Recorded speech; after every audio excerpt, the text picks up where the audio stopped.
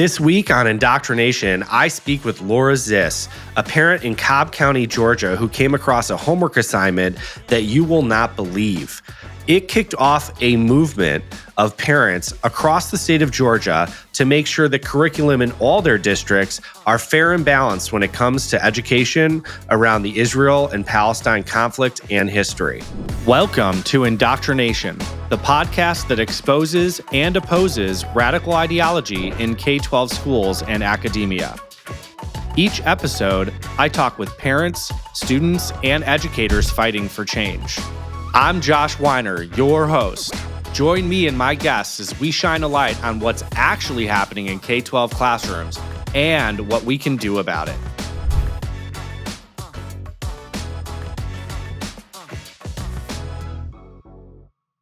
Welcome to Indoctrination. This week, I'm excited to have my guest, Laura Zhiss. Laura comes to us from Georgia, where she's been working on issues in her K-12 schools. Laura, welcome to the podcast. Thank you for having me. Thank you. So, Laura, just let's start by understanding a little bit about yourself. Who are you? Where are you from? Tell us a little bit about your identity, too. I'd love to hear, your Jewish geography. We always love to hear that a little bit. So just give us a little bit overview of who you are. Currently, I live in Smyrna, Georgia, it's a small town, but it's quite diverse, and it sits right on the outskirts of Metro Atlanta. So we have that small town feel, but I'm still attached to the larger, diverse community of Metro Atlanta. Born and raised in Charlotte, North Carolina. So I've always been in the South. My mother is Filipino, and my parents met overseas when my father was in the Peace Corps, and she moved back to the United States, converted to Judaism, and here we are. I was raised in a Jewish household, and let me tell you, my mother was amazing. She committed to being Jewish. We lit those candles every Friday. So now, living in Smyrna, I'm married. I have 3 sons who are very active in the community. We have 2 in middle school. My oldest is in high school, and we just live a very busy and hectic life as all families do. What's it like being Jewish in a southern town, southern city like Georgia, and also just being mixed ethnicity and Jewish in that environment? Do you have any different experience than maybe I would as an Ashkenazi in a highly Jewish area?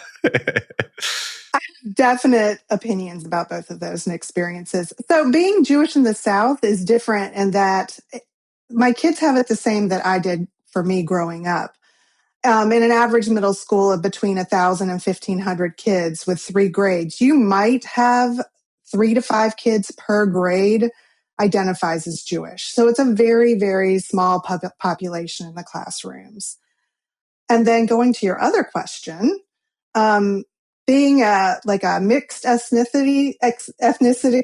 Jew, growing up for me, just people never believed me. And still to this day, it's gotten a little bit better.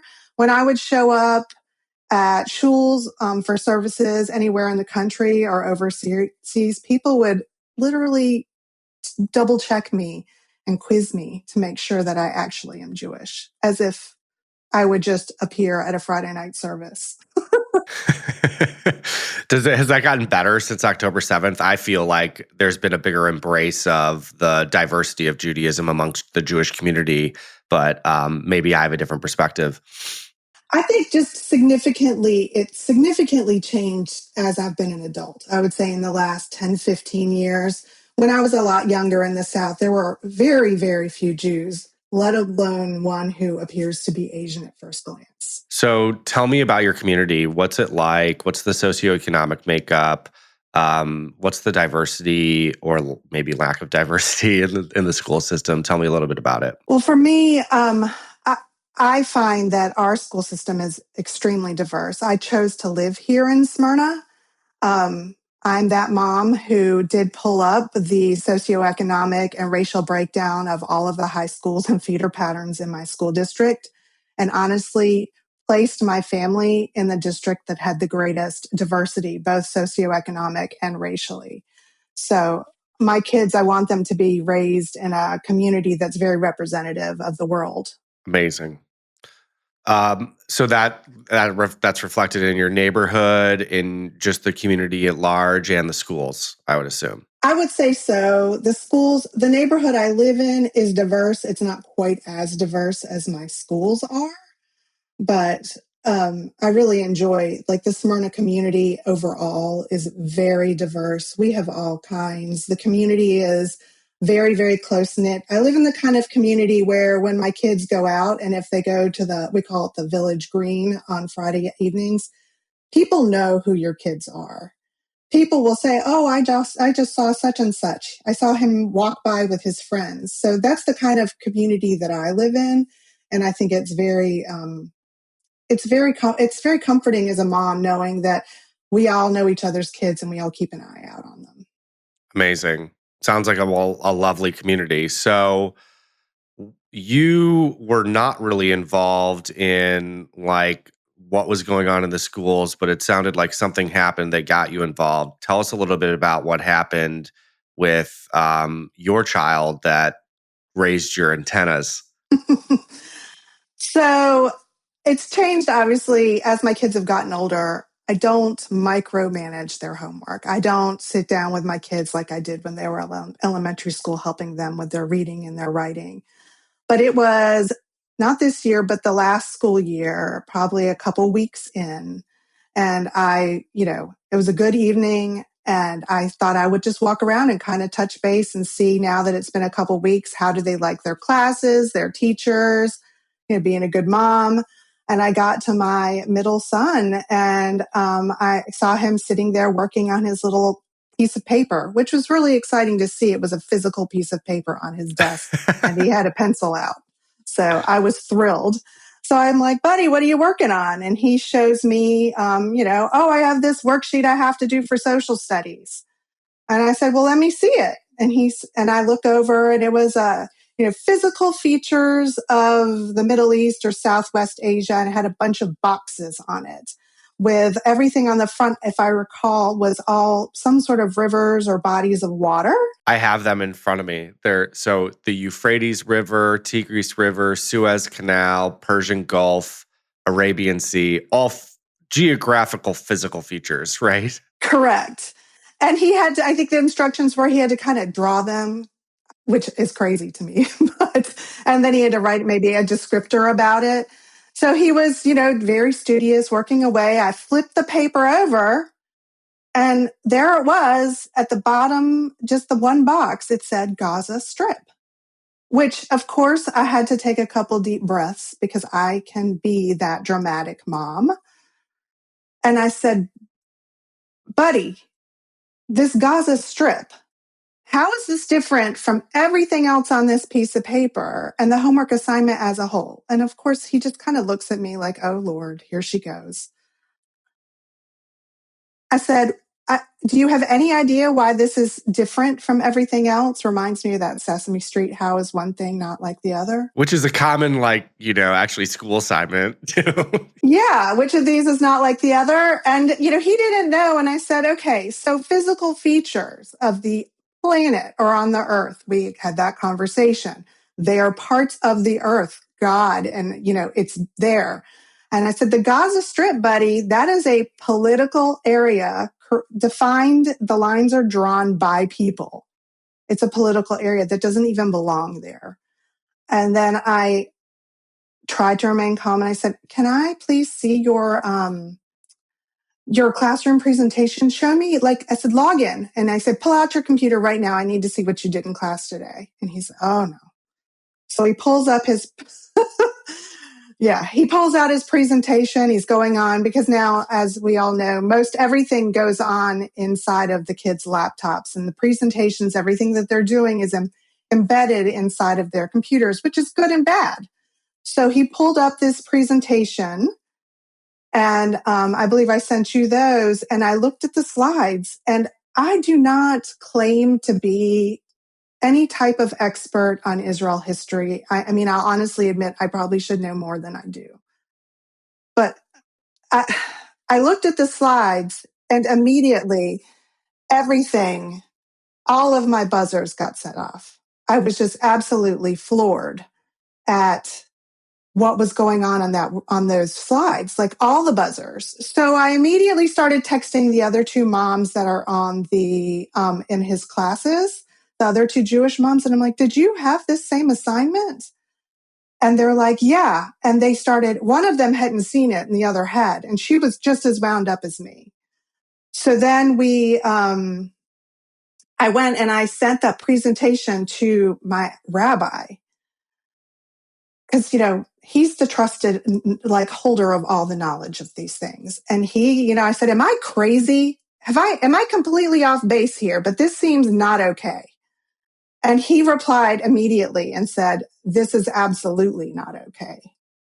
And that's really the day that it started, was the one day at the beginning of the year where I decided I'm going to look at my kids' homework.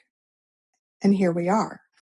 So this launched a whole thing that you did afterwards, but I want to go over this assignment a little bit because I have it in front of me, and maybe we can when we produce the podcast show some of this. But I have 3 slides here. One of them says Palestine, and it just says things that are just not giving the full context of the situation. Like, after World War II and the Holocaust, the Zionist movement gained momentum throughout the world. Zionists wanted to reunite the world's Jews and give them a homeland in Palestine. The United Nations decided to divide Palestine into separate nations, a Jewish state and an Arab state. Then it goes to the West Bank. The United Nations created an area for Arabs, but in the 1960s, Israelis began to invade and occupy the West Bank. The amount of context that's missing out of that sentence is absolutely ridiculous.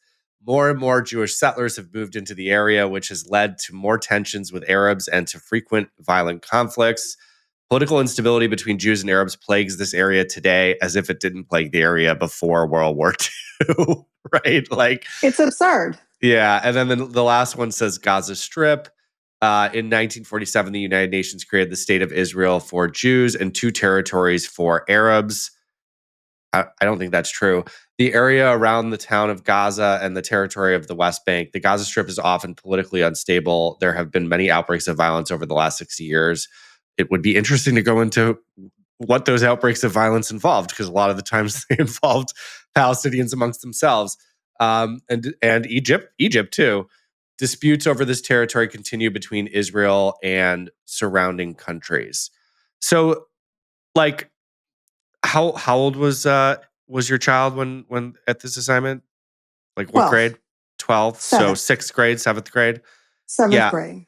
I mean, if this is your foundation for Israel Palestine, you are going to have a skewed view.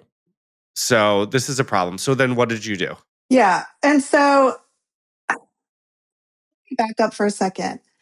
Before we ran into this assignment, the prior year, all of my children had been observing just anti-Semitic incidents were happening, like with students, things that were going on in the classrooms, in the hallways, and just more.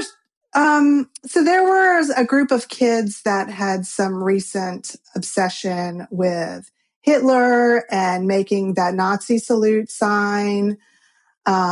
We had incidents at those international days where people were pulling out Palestinian flags. Kids are just making very rude and inappropriate remarks. So up until this moment, I was already I was on a heightened awareness of anti-Semitism in my kids' daily lives.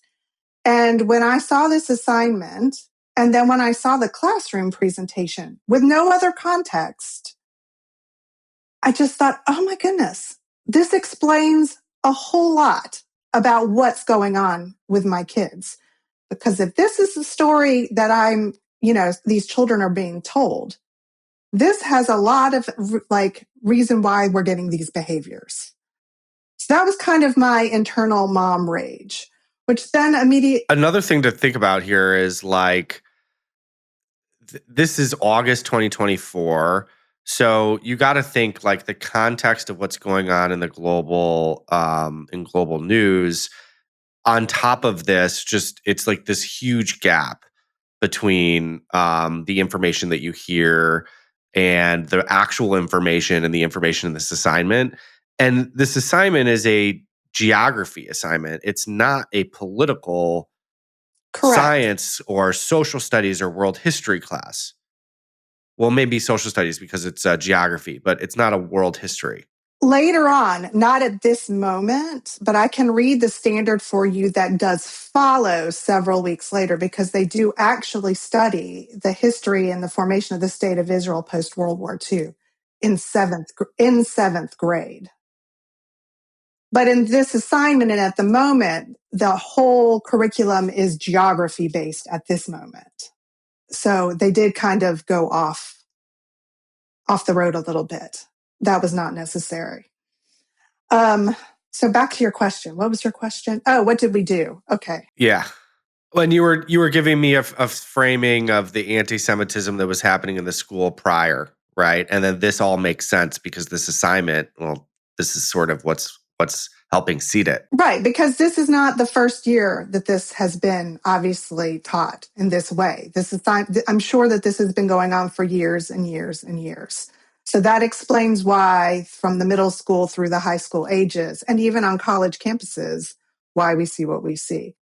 So back to what did we do? So one of the moms and I immediately emailed the assistant principal who is over social studies curriculum in our local middle school. And I do believe she probably saw us the following day. It was a swift response. So we went in and we sat and we talked to her. We showed her the assignment and we asked a lot of questions about how, trying to understand how did this curriculum even get into the classroom? Like, why is this the homework assignment and why is this the presentation? Like, where did this come from? And I had, this is a tool that's out there, which I think is pretty fascinating. I believe I used like Google Lens or something where you can take an image and shop it and ask, where is this from? And I said, I found this assignment for like $3 on teacherspayteachers.com. So I'm like, so why does the school not provide? Like, I thought they have a textbook and they have a curriculum. So why are we using this? And that kind of uncovered a lot of things. The good news is she immediately recognized that this was deeply problematic. And by the time we got to school, my kids got to school the following morning, all of these resources were pulled off of their resource online. They were no longer accessed. And the assistant principal called a meeting with those teachers, like an emergency meeting, to talk about a strategy on how to complete this standard and how we're going to teach this for the remainder of the week. So from a school level, I felt that I got an absolutely adequate response. They had care, they were swift, it was timely, and they did, I could not have asked for a better response from the school. So Teachers Pay Teachers, did you look into this website any further? Just curious. Yes. Well, I looked online and I looked at, I was not very familiar with them, but what I realized on there was that it is quite amazing. A lot of these teachers in all of the subjects, you can go on there and the classroom exercises, reading passages, worksheets, everything for all the grades and all the subjects. Teachers basically share their resources. Some are free. Some are 99 cents. You can buy an entire, like classroom curriculum for a year in math for $39.99. But unlike curriculum that's acquired through a school system, which you would hope would be vetted in some sort of way and come from some reputable source, which is the hope, Teachers Pay Teachers, any teacher or any person can go on there and can upload classwork and presentations that can be shown to students. And they may have some sort of vetting and process in place, but clearly not for the social studies and not for this topic at all. So, I was like, is this a normal practice that we just allow online? Whatever a teacher wants from teacherspayteachers.com or anywhere on the internet for that matter just gets to be posted on the school drive or the district drive and shared. And between teacher to teacher and throughout schools. And I'm like, is this how this is supposed to work? And she said, well, no, it's supposed to go through a vetting process. So that's what is supposed to happen. But that kind of raised a concern for me about in this modern day and age post-COVID, where everybody's moving education and schools and resources online. How are districts and schools safeguarding what's going on to those drives and making it into classrooms and in front of students? Like, who's really watching these things and what's the approval process? What are the safeguards? Yeah, and our experience has been that we've seen a lot of classroom work come from online resources, and we've seen a lot of problematic groups like the Middle East Children's Alliance or Zhito put stuff online for teachers as resources, and it's too bad because teachers are in many cases trying to do the right thing, and they're under resourced from the school or just because they're extremely busy and they end up putting something in the classroom that isn't properly vetted. And I just went on here just now and just searched in Palestine. It did not take me long to see, there's this infamous map, of the map of the 4 states of Israel with the green, which is essentially the Palestinian controlled territory that dwindles down to what is now Area C after the Oslo Accords, which is an absolute skewed version of what happened. So, and I think all I see here as far as vetting that will substantiate this is there's ratings of the curriculum from other teachers. So this is a problem. Yeah. It is. And one of the conversations I had with that assistant principal and that I had with the other mother was that's the moment where I realized how hard these teachers, I agree with you, how hard they have to work. And in this high-tech, modern day, the way that we're teaching, we really need to do a better job of providing these teachers with all of the resources that they need to teach these standards.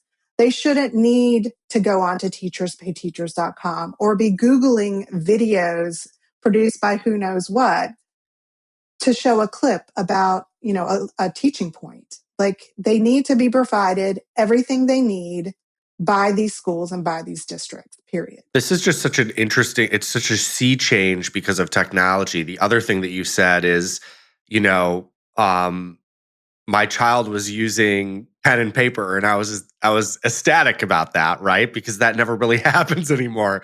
But then when you needed to look further into the classroom work, you needed to use the login to actually get beyond that. And it used to be that all of the classroom work was tangible, physical textbooks and worksheets and syllabi. So there's a level of lack of transparency for parents now because they don't necessarily have access to any of this. Correct. It's not as simple as opening your kid's backpack and yanking out the social studies book anymore. No. Right. So tell me more about what happened next with your school. Like what did they do as a solution for this assignment? So they, as I said, I'll call it, they had an emergency meeting of the 7th grade social studies teachers. And this assistant principal worked with them to identify what curriculum that they are going to use, because there is a book that our classrooms use, our students use by Claremont Press, is the publisher for the 7th grade history. So she just made sure that they focused on using those classroom resources that the district provides, that Claremont Press textbook, and that that she took the time to vet it and make sure it was appropriate. And that was specific to like the actual world history lessons around the Israel-Palestine conflict? Yes, because in the state of Georgia, it is about 8 to 10 weeks.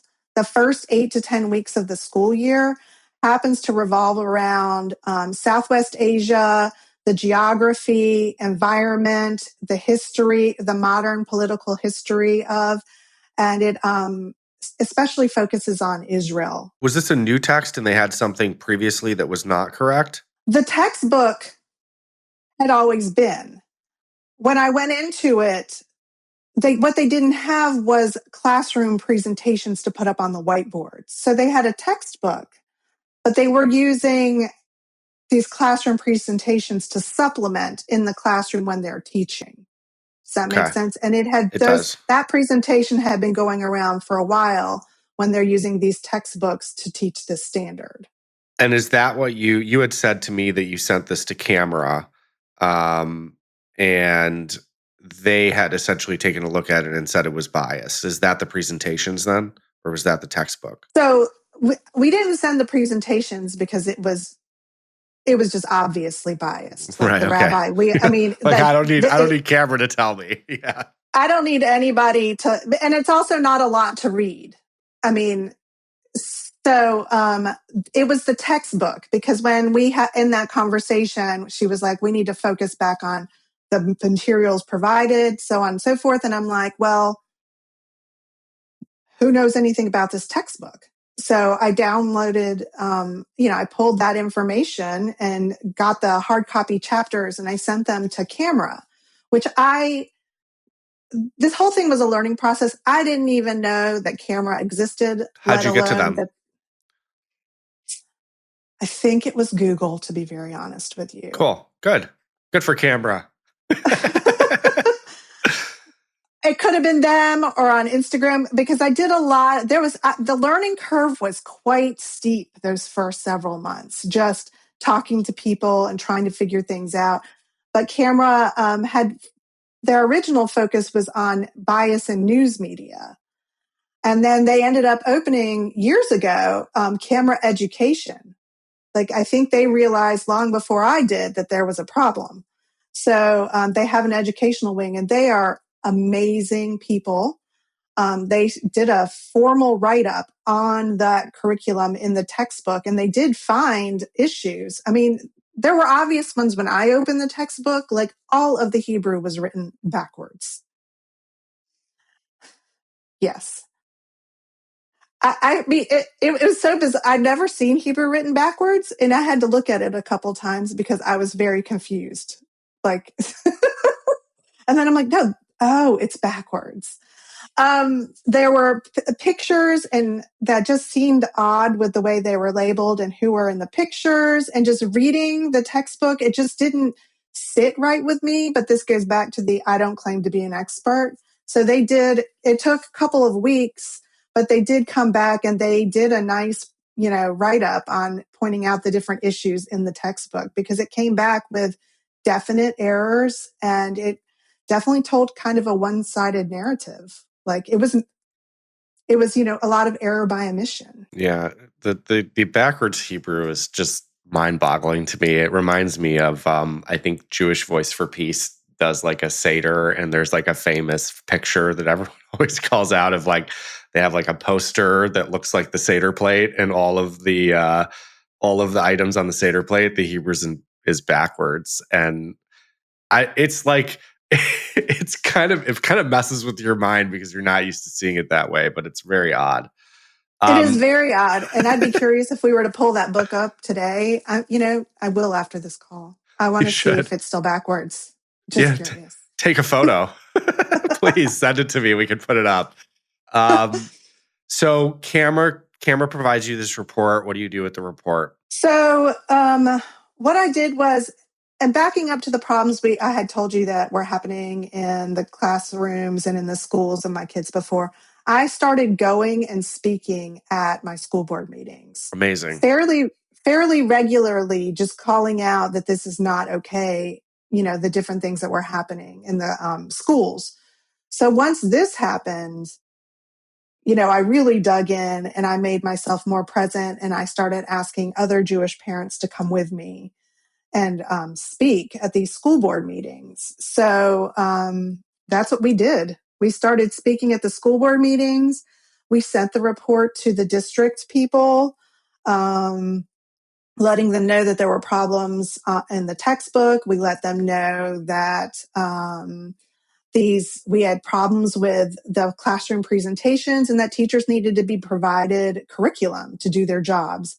And these emails and these speaking at board meetings probably went on for most of the school year last year. we were definitely present.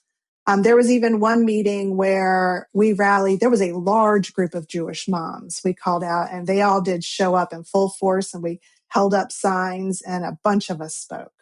And it was after that meeting, actually, that we started seeing things start to change. Did you approach non-Jewish friends? Did you get any feedback from people? Did people notice? Just curious about any non-Jewish involvement or reaction. I mean, I mentioned it casually to non-Jewish people, but they just didn't respond with the same sense of urgency that I had. And they did not show up to the school board meetings with me, even when I asked. There were one or two last fall when all of this was really, taking off. Several of the Jewish moms, we got together and we brought some of our school board members in to come and have a forum, to kind of like a listening session to talk about what's going on. And, the room was filled with Jewish moms, and we advertised it in the community. So I wish we had more support. How many Jewish moms would you say you got to rally around to come to the school board meeting? For that one larger one, there were probably 30 moms. I just want to point out you're lucky you have 30 moms, because we have dealt with situations. One in particular that comes up in my mind is Pajaro Valley, California, where there's not 30 Jewish moms to come to the board meeting. There's only 2. And then how do you get your voice heard? So, right, like you're lucky you had even that many to come out so that the school board would listen to you. Yeah, that's one thing that we've talked about in other areas. And I think one of the things we need to think about is as a people is, so if you do only have 2 moms who can go to the school board meeting, they may be the only 2 who can speak, but I think anyone can show up to a school board meeting. Of course. So that's one of the things like we kind of talk about and have been thinking about is, going to other districts and traveling to other meetings if we need to support parents in other districts. Yeah, that's that's a difficult thing to do, and that's admirable, but it may not be realistic at all times. But in your community or around your community, yeah, of course. Yeah. Yeah, like in Metro Atlanta, yes, but yeah, you can't travel great distances. It's not practical. Yeah, like we're not going to Charleston, South Carolina to go, maybe. You never know, but Well, I yeah. mean, I'm just saying I might. Yeah, right. Hey, we're here to support each other. I get it. So tell me, what's the structure of your district? Because it's very different everywhere. How many schools are underneath it? We have a very large school district. I think we have over 100,000, maybe 108,000 students. I'd have to double check that number, but it's quite a large school district. And our county is physically large. So maybe we have at least, I'm not certain, but probably 15 high schools. My son's high school has over 3,000 students in it. So they're all under that one district board. Correct. We're one of the largest districts in, the state of Georgia. So you said it took you all going to that meeting before they started doing anything. What did they do? So it was a lot of back and forth. We didn't have the same response from our district that we got at the school level, where we got that immediate response. There was a lot of, I was getting very frustrated, a lot of going back and forth and repeating myself and sending things over and over and over again. And I kept having different calls. I started with one person, and as the school year progressed, it kept escalating as we would go from school board meeting to school board meeting. And one thing I will say to you is, like, after some of these school board meetings, and especially the ones where the Jewish moms all turned out, the phone calls and the people that we started having conversations with became much higher in the food chain. Like, we were being heard. Those meetings made a difference, speaking out in the community. But in the end, I'll have to say that I didn't get the response that I wanted, but they didn't directly say it. They mentioned that they were working on some curriculum, but they didn't communicate or involve us. It just kind of came to fruition at the end of the year that all of a sudden we learned that they completely wrote this, 8 to 10 week curriculum from soup to nuts from scratch. The district did respond. They did make this giant change. We put in an open records request. We did receive the curriculum and we ran through it. And while it's not perfect, it is radically improved. It gives the teachers everything they need. The kids have the reading resources, the slides for the classrooms, the assignments, the reading passages. And, as I've said in the past to other people, it's not creating future little anti-Semites anymore. It is significantly better. So you said this was by the end of the year. So I think the original assignment was like maybe middle of August. And then was this truly like before the holidays, this got resolved, or was it a different timeline? The timeline was for the remainder. It wasn't fixed for last school year, but going into this new school year this year. Oh, so we're talking into the next summer. Yeah. It took all of those meetings and conversations and to get this new curriculum out and into the schools. They not only created the curriculum, they did an in-service training with all of the teachers before school started on how to use the curriculum and the guidelines. And yeah. So we're talking basically 1 year of persistence and consistency. Correct. I think the big thing was building that community around the issue and being consistent with it. Like connecting with those other Jewish moms, constantly talking and communicating and staying together and being consistent and supporting one another and, not giving up. I don't think this would have happened if we hadn't pulled together as we did. So typically curriculum, like one of the issues with curriculum is that it's sort of a guide, and the classroom work tends to be a extraction from the curriculum of what the teacher really wants to present to kids in the classroom. It works differently though for this because of what happened. Is that correct?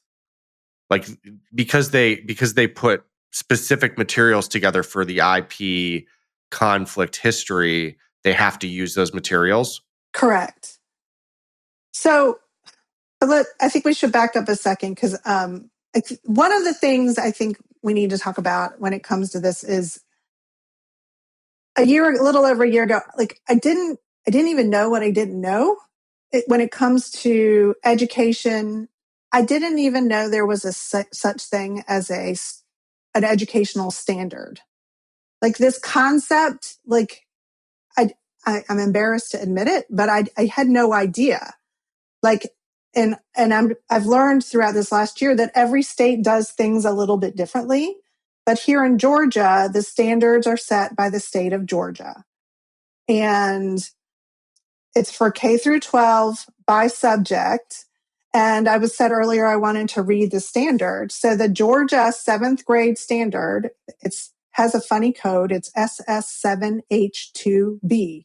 It reads, explain the historical factors contributing to the establishment of the modern state of Israel in 1948, include the Jewish religious connection to the land, anti-Semitism, the development of Zionism in Europe, and the aftermath of the Holocaust. Wow. And 7th graders, they're 12 and 13 years old, and that's the standard. And the teachers have to teach that standard, but there's no statewide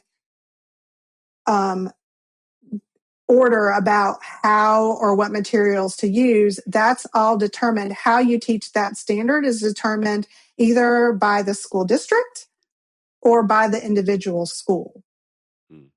I guess it would depend upon your school district and how they function, which kinds of leads us to like, how they end up going to like procuring textbooks or going to Teachers Pay Teachers or using Google. But so what I learned through this is these standards, you can take a look each year at your kids, like in Georgia, I can only speak for here. You can go and look and you can learn, when do the kids learn about the Holocaust?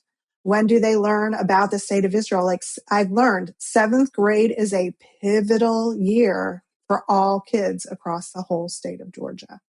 This is when they learn all of this, and we need to be more aware.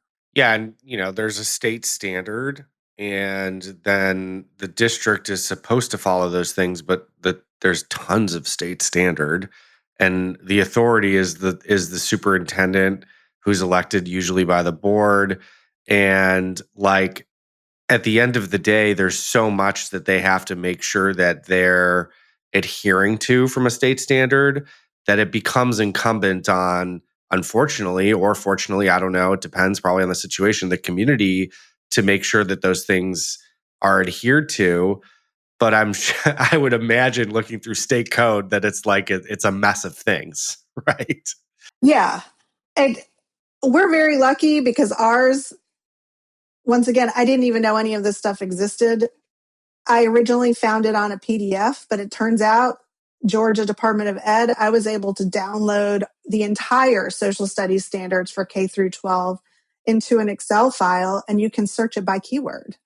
So I can go find out, when do they learn any of these interesting topics. So I kind of have it now on my radar, when we need to pay attention in middle school, where we need to pay attention again in high school.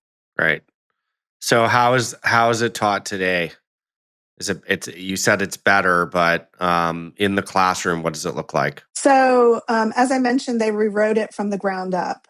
So the first thing that I think is amazing is that all the teachers got that in-service training on how to use the curriculum.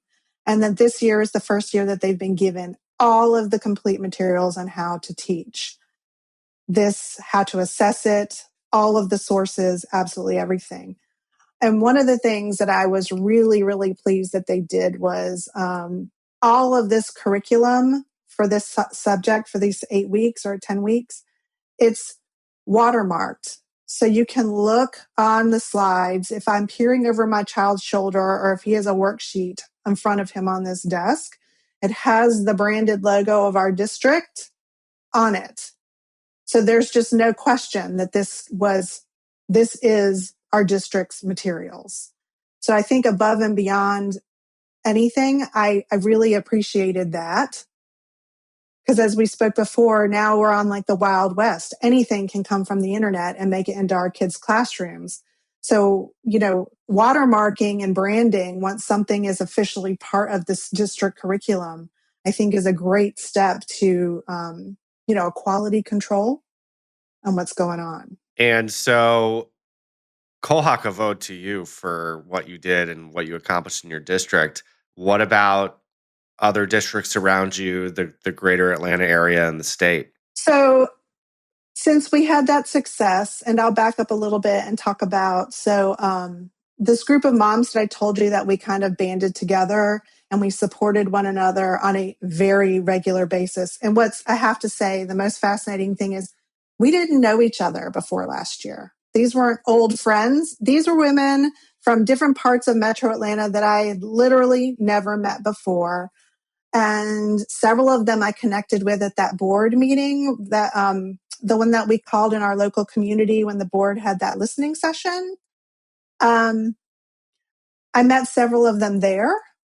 And it was last December when we decided to convene in a Starbucks and talk about, where are we? How is this going? And that's kind of where we started, and we birthed S.H.I.E.L.D. There were 4 of us sitting there, and we came up with this organization.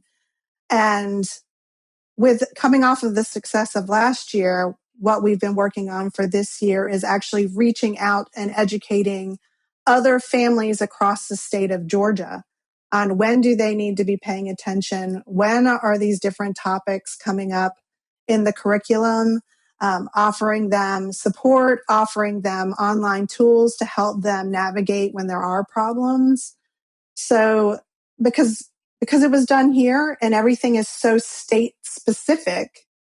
It's like we accomplished this thing and we want to make it easy, because that learning curve for me, it was real and it was steep.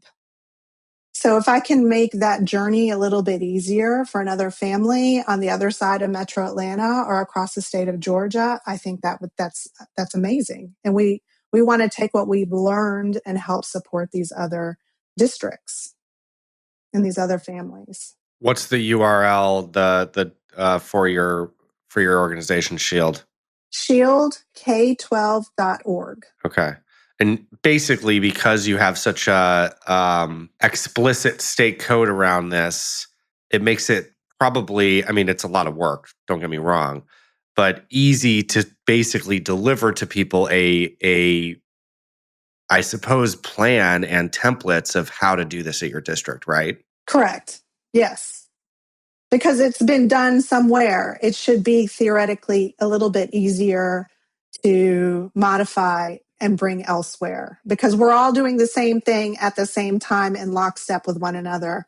Like this topic, it's the same time period across the entire state. One thing you mentioned, we forgot to mention about the state, the Georgia Department of Education does have educational resources on their website. So if you go into their website and you can click on the different standards and grade levels, it will pull up resources, notes for the teachers, so on and so forth.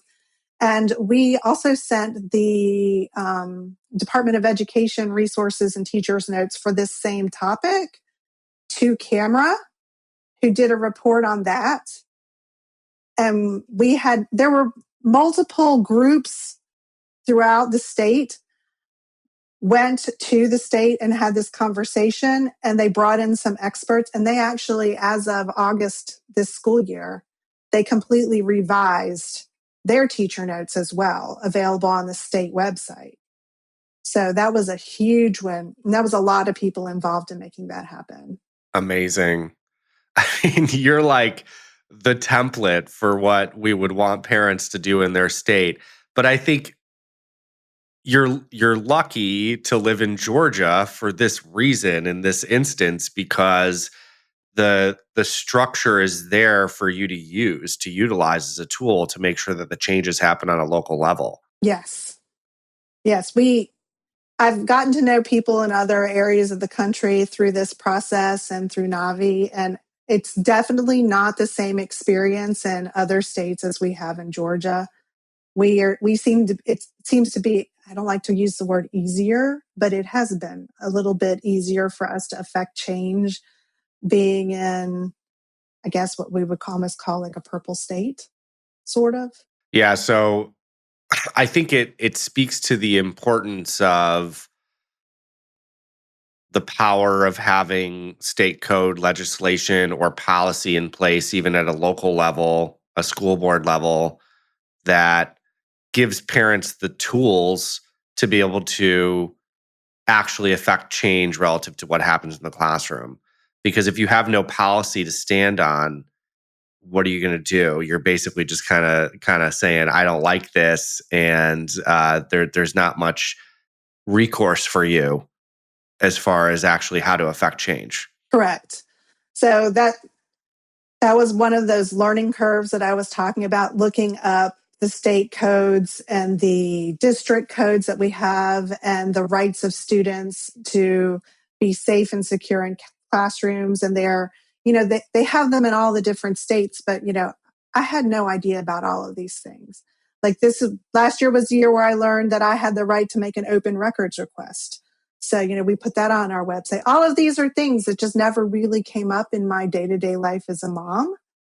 So, And by the way, it's like a big deal. It's a big deal to just like have a template, because like even me, who's pretty like this is like my profession now. When I had to put a FOIA request in for Chicago public schools, I was like, "Oh my god, what do I do?" Luckily, we have a team that put together templates for this, and that's what you're doing, right? You have basically an open records template. yes. So That's absolutely. And that's why I think it's so important to continue to network and talk with other people and just make it a lot easier for people to affect these kinds of changes that we need. And organizations like yours and mine are here because not everybody has the same, I mean, I'd say stomach for it. Like, when you run across the problematic homework assignment, not everybody's going to want to take it all the way that far. And there's also that level of safety. Sometimes people are worried about backlash to their student in the classroom. Like if your kid is the only Jewish kid and you're having a problem with your curriculum, like I think having organizations out there like yours and like mine and building this sense of community to help them be there to support these families, it's important. Yeah, and especially a lot of the situations we deal with, mostly in deep blue cities and deep blue states, sometimes purple states, is that the teachers are actually coming in with an activist agenda, and the kids get caught up in that agenda, and then the agency that kid has is very limited because their success in that class has to do with their relationship with that teacher. So it becomes all even more important to have organizations to support those parents through that. um, Tell me more, anything else that you would want to get across about Shield, what you guys are doing, what you offer, um, what you guys are looking to do in the near future. um I would say,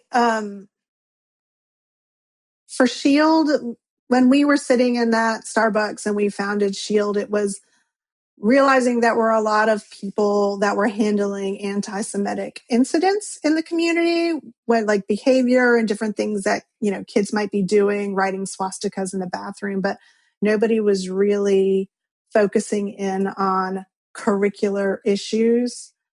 So, looking forward, I just really look forward to getting more people and more boots on the ground and more eyes looking at our kids' educational materials, across the city of Atlanta, the state of Georgia, across the country. It's just important to us as a community that we're making sure that our kids' peers are being educated about the correct curriculum and have the correct facts so that I think what's really driven me as a mom and why I've taken it as far as I have with my colleagues is my genuine concern for my kids' safety with their peers moving forward, going to college and being adults. And I just had no idea the magnitude of what was going on with these school curriculums, with all the ISGAP reports that came out last year. Like I just did not know that all of this was going on. So for Shield, I think, and with my colleagues, we just want to impress upon everyone to take the time. If you're in Georgia, you can go to our website. If you're in another state, go and look at your state standards, and hopefully they're as easy to navigate as ours. Look at them, understand when these sensitive, hot topics come up in your kid's educational career. Build those relationships with your kids' teachers, with the administrators at the school, with other Jewish families in your community. I think that was probably one of the most important things in my success and the success of Shield was really building those relationships within the school and with other families. And then find your other community with organizations like Navi, with Shield, or with your synagogue or your rabbi, building those types of relationships also to help make this change and just be persistent. Yeah, you really it's unfortunate, but important that parents take an active role now, because we can't be so sure about what's going on, and it changes so rapidly too. So No, and it's I've gotten feedback from some people and across the district. You can already tell this year that the mood is different.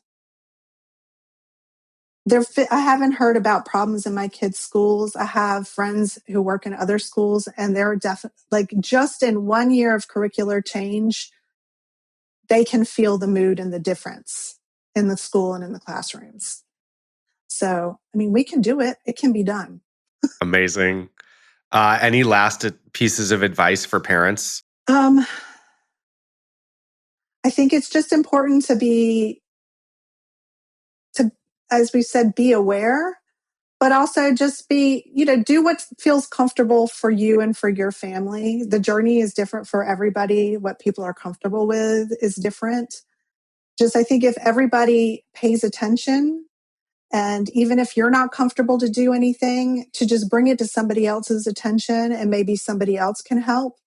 But I mean, we're all in this together. Like this is a one big journey that we're all on together, and we need everyone to participate in what way they can. Well, Laura, this has been an amazing conversation. I so appreciate everything you've done. What you you have accomplished will make a better education and a better experience for hundreds of thousands of children, and you should feel very good about yourself for that. And even though there's more work to be done, and I can't wait to see what you all accomplish. So thank you. Thank you so much for your time today. All right. Well, I would love to have another conversation too, just more on like the conceptual like idea of how this curriculum actually leads to anti-Semitism. I'm sure you have some opinions on that. So maybe we can do another one sometime. That sounds great. All right. Bye, Laura. Bye. Thank you for watching. If you like the podcast and wish to support our work, subscribe to our YouTube channel and follow us on our social media channels at Navi Values.